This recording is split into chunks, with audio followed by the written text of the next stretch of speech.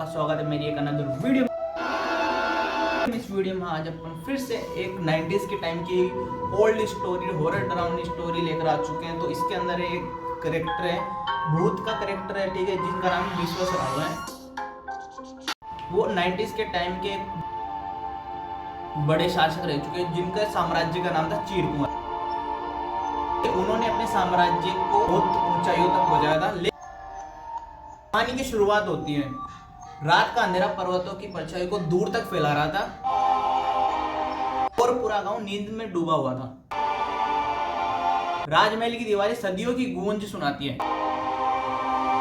वही गूंज जो आज से पहले ज्यादा खौफनाक महसूस हो रही थी। गांव के बुजुर्गों का कहना था कि महाराज विश्वासराव की मृत्यु के बाद उसके लाश को तहखाने में गुप्त रूप से समेट दिया गया।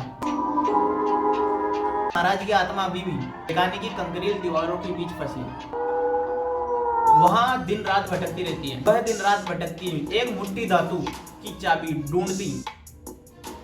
इसने उसके राज और शक्ति को बंदी बना रखा था। एक रात गांव के युवा चंदन ने, जो इतिहास में दिलचस्पी रखता था, तय किया कि राज को खोलेंगे। राज पुस्तकों और दस्तावेजों में तहखाने की चाबी और महाराज की आत्मा की चर्चा पाई।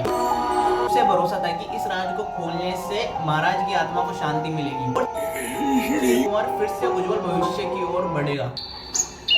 चंदन अपने दो मित्रों के साथ मीरा और अर्जुन को लेकर राजमहल के तहखाने में गया।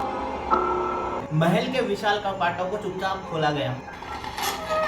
नीचे उतरते हुए पर वीर पिछुल्लू की सैनिक की तस्वीरें और रक्त के पुराने दाग उनकी आंखों पर खौफ जमा रहे थे। फिर रहस्यमयी चाबी मिलती है।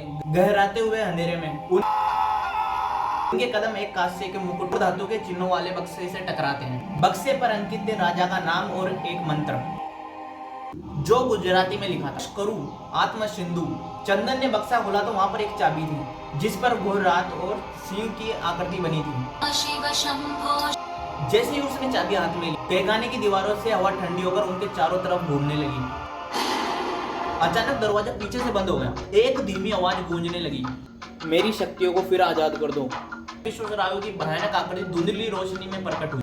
उनकी आंखें साफ साफ उनको देख पा रही थी, सुनहरे अलंकार और हाथ में पासा जैसा चिन्ह। उसकी आवाज भारी थी, निराशा और दर्द से भरी हुई थी। यह चाबी मेरी आत्मा को बंधन में रखती है, इसे फिर राजमहल में ले गया था। अब तुम ही शांति ला सकते हो। उसके सामने स्थित दीवार गूंजती रोशनी एक मंदिर जैसी आकृति ले रही थी, उस जगह की ओर संकेत कर रही थी जिसमें चाबी फिट हो जाती। संघर्ष और शांति, अगला पड़ाव। तीनों दोस्तों ने उस दीवार को ढकेलने की ठानी। कई घंटों की कड़ी मेहनत के बाद दीवार का अंश हिला।